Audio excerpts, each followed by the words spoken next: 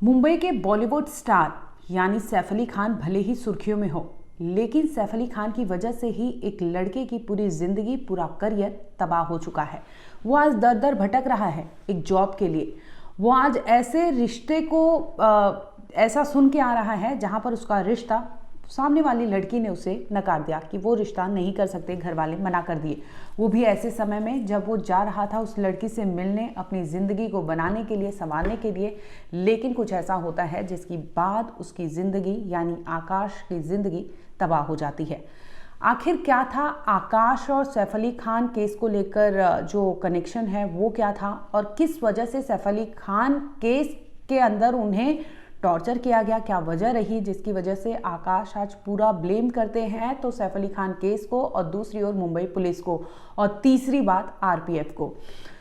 इसके साथ ही आपको बता दें कि सैफ अली खान में भले ही अपडेट आप तक आ गई होगी, कई अपडेट इसमें सामने आई है जिसमें ये बात आया है कि रिपोर्ट्स के अनुसार, क्योंकि मुंबई पुलिस लगातार दावा कर रही थी कि जिसे आरोपी उन्होंने बनाया है यानी शरीफुल, जिस तरह से सीसीटीवी फुटेज सामने आए थे 8वीं मंजिल के सैफ अली खान के सदगुरु शरण अपार्टमेंट से, और वो सीसीटीवी फुटेज और जो मुंबई पुलिस ने गिरफ्तार आरोपी यानी शरीफुल का फुटेज जारी किया है, इन दोनों के मिलान पर कई सवाल उठ रहे थे। जिसके बाद मुंबई पुलिस लगातार ये दावे कर रही थी कि सारे डॉक्यूमेंट जो भी है, क्राइम सीन या सीक्वेंस, सारे उसके अगेंस्ट है, यानी जो एविडेंस है प्राइमा फेसी वो शरीफुल के अगेंस्ट है और कहीं ना कहीं वो आरोपी है। जिसके बाद ये रिपोर्ट मुंबई पुलिस ने दी थी। लेकिन हाल ही में सोशल मीडिया पर और कई ऐसे रिपोर्ट सामने आ रहे हैं, और ये सामने आया कि जो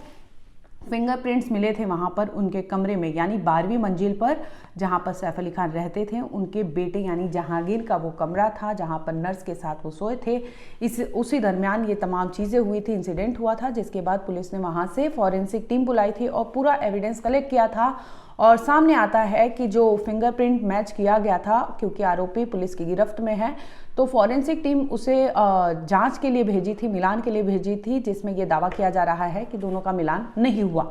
अब इन दोनों के पहलू के बारे में बात करेंगे। पहला ये कि सैफ अली खान को जब डिस्चार्ज हुए तो लीलावती हॉस्पिटल जो पुलिस केस होता है, उनको क्या रिपोर्ट सबमिट की है और क्या उसमें लूप होल्स है और किस तरह से मुंबई पुलिस कटघरे में खड़ी है, इस पर बात करेंगे। दूसरी ओर आकाश कैलाश कनौजिया के बारे में बात करेंगे कि आखिर इनकी जिंदगी सैफ अली खान की वजह से कैसे तबाही की ओर बढ़ी और क्या वजह रही कि इनकी पूरी जिंदगी आज कटघरे में आकर खड़ी हो गई है, और ये एक एक दाने के लिए भटक रहे हैं कि आखिर ऐसा क्या हुआ था, ऐसी क्या वजह रही कि उन्हें इस कदर इस स्थिति का सामना करना पड़ेगा। ये उन्होंने कभी सपने में नहीं सोचा था। पहले आपको रूबरू करवाते हैं इस स्क्रीन पर दिख रहे शख्स से। साफ साफ अगर देखेंगे तो ये इन जनाब के चेहरे पर मूछें हैं, यही जनाब है जिन्हें 17 जनवरी को मुंबई पुलिस का फ़ोन आया था। अब ये रहने वाले तो मुंबई के कोलाबा के थे, लेकिन बेसिकली जो होम टाउन था इनका छत्तीसगढ़ में रायपुर के थे। तो ये उसी रात को इनको जाना था अपनी जो इनके घर वाले थे, एक लड़की को देखे थे जिन्हें फाइनल करने के लिए, यानी रिश्ता फाइनल करने के लिए इन्हें जाना था। इनका पहले से टिकट था और वो 17 जनवरी को ट्रेन पकड़ते हैं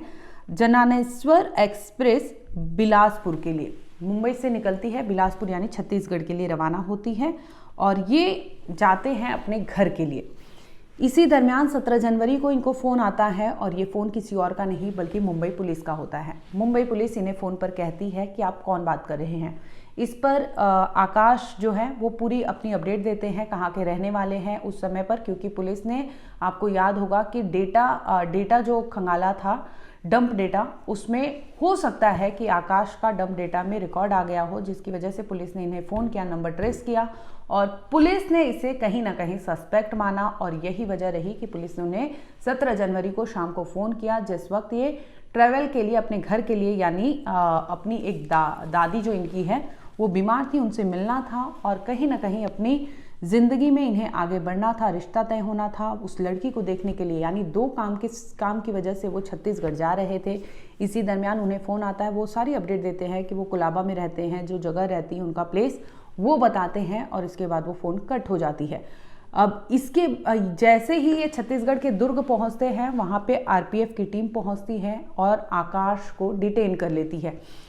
आकाश को डिटेन करने के बाद उनसे मुंबई पुलिस वहां पहुंची होती है, जो पूछताछ करती है और उन्हें अपने साथ डिटेन कर लेती है।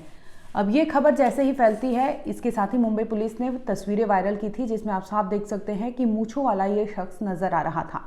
लेकिन इसकी जो कहानी होती है वो कुछ और निकलती है, जो मुंबई पुलिस के लिए बड़ा सवाल उठता है कि आखिर आप एक ऐसे शख्स का जो उस केस में इन्वॉल्व नहीं था, भले आपने सस्पेक्ट किया, लेकिन तस्वीरें वायरल हो गई जिसकी वजह से उसका डिफेम हुआ। बता दें कि 31 साल के आकाश का कहना था कि जब मुंबई पुलिस ने उन्हें डिटेन किया और फ़ोन पर भी सारी पूछताछ की थी तो उन्होंने बाकायदा सारी चीज़ें बताई थी और इसके बाद वो पुलिस को सपोर्ट कर रहे थे। बावजूद इसके मुंबई पुलिस उन्हें डिटेन करती है, अपने साथ ले आती है और मीडिया को ये तस्वीर दे देती है, जिसके बाद ये वायरल हो जाते हैं और इनका इसके बाद से ही करियर हो, चाहे इनकी प्राइवेट लाइफ हो, पर्सनल लाइफ हो, सब बर्बाद हो जाता है। ऐसा आकाश ने पीटीआई को इंटरव्यू दिया है जिसमें उन्होंने ये सारी चीज़ें कही हैं कि क्या मुंबई पुलिस उन्हें कंपनसेट करेगी, क्योंकि उनका इस तरह से तस्वीरें वायरल होना और वो भी सिर्फ उनको सस्पेक्ट था। तो ऐसे में एक बड़ा सवाल उठता है कि आखिर आप जब तक वो प्रूवन नहीं था तो आपने तस्वीरें वायरल क्यों की, लीक क्यों की।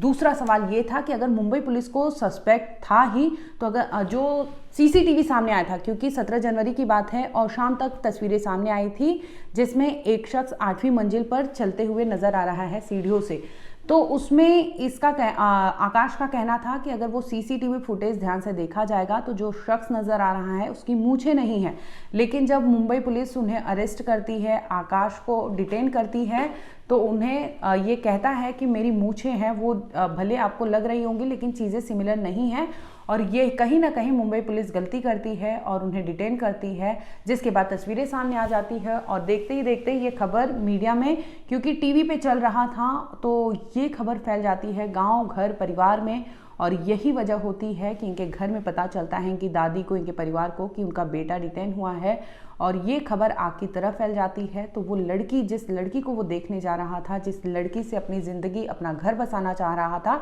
उनके परिवार तक जाती है, जिसके बाद आकाश के घर पर फ़ोन आता है, रिश्ता टूट जाता है। और अगले दिन जब मुंबई पुलिस वहाँ छोड़ देती है, उन्हें डिटेन की रहती है, उसके बाद छोड़ देती है, तसल्ली से जांच करने के बाद, पूछताछ करने के बाद, जब वो अगले दिन जॉब के लिए जाते हैं तो वहाँ से उन्हें बोल दिया जाता है कि अब आपका जॉब यहाँ, कल ही लास्ट वर्किंग डे था, इसके बाद आपको आने की ज़रूरत नहीं है। यानी एक शख्स पर, उसके करियर पर कितना बड़ा दाग लगाया ये केस ने, सैफ अली खान केस ने, ये आप सोच सकते हैं। इसी वजह से उन्होंने अपना इंटरव्यू दिया जिसमें उन्होंने कहा कि वो पूरी तरह से बर्बाद हो गए हैं। वो जा रहे थे अपनी बीमार दादी से मिलने, इसी दरमियान उन्हें मुंबई पुलिस का फ़ोन आता है। हालांकि फ़ोन पर उन्होंने सारी जानकारी दी थी, लेकिन दुर्ग में उन्हें डिटेन किया जाता है, जिसके बाद छोड़ा जाता है। तो उन्हें सच पता चलता है कि उनके घर पर, उनके जो परिवार के लोग हैं, जो रिश्ता तय होना था, उनके घर तक ये खबर फैल गई है, जिसके बाद उन्होंने फ़ोन करके आकाश के साथ रिश्ता भी तोड़ दिया। दूसरी ओर उनके जॉब से भी फ़ोन आ चुका था कि आपको आने की ज़रूरत नहीं है। और इस तरह से आकाश का सवाल है कि क्या मुंबई पुलिस उन्हें कंपनसेट करेगी, और अगर उनका सस्पेक्ट था तो मीडिया में उन्होंने अपना ये फ़ोटो क्यों लीक किया, जो अपने आप में बहुत बड़ा सवाल उठता है। किसी के करियर से इस तरह से, किसी की ज़िंदगी से खेलना कितना सही है, कितना गलत, ये आप भी सोच सकते हैं। अब बात करेंगे लीलावती हॉस्पिटल से। जो पुलिस केस की डायरी होती है, उसे एक पेपर सबमिट करना होता है हॉस्पिटल की ओर से, तो वो डॉक्यूमेंट सबमिट किया गया है और उसमें क्या कुछ मेंशन किया गया है उस पर बात करेंगे। क्योंकि मुंबई पुलिस पर लगातार ये सवाल उठ रहे थे कि जो सीसीटीवी में फुटेज है और जो आरोपी अरेस्ट हुआ है, उन दोनों में सिमिलैरिटीज़, बहुत डिसिमिलैरिटीज़ है, यानी सिमिलर नहीं है, जिसकी वजह से लोग भी सवाल कर रहे थे। कई बॉलीवुड एक्टर भी सामने आए थे और इस पर सवाल किए थे, चाहे नेता हो चाहे अभिनेता हो। लेकिन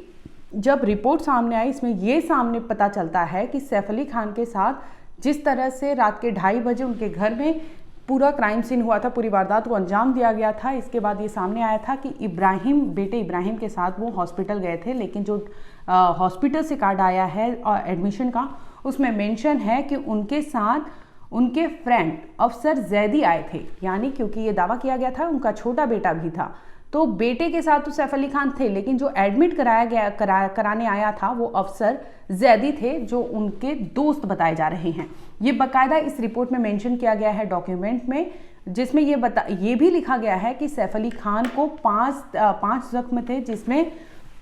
चाहे वो पीठ हो, चाहे कलाई हो, चाहे गर्दन हो, चाहे कंधे हो, चाहे कोहनी हो, इन सभी जगह पर उन्हें चोट लगी थी। जिसके बाद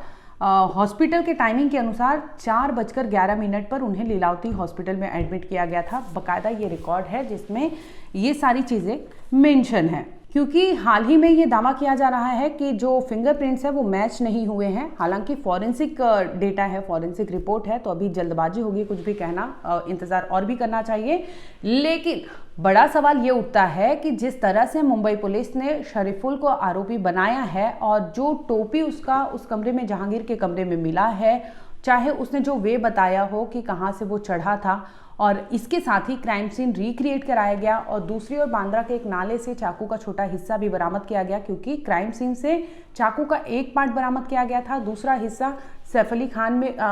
खान को जो चोट लगी थी उनके शरीर से निकाला गया था, और तीसरा हिस्सा जो मुंबई पुलिस ने वहां से जब्त किया। तो ये भी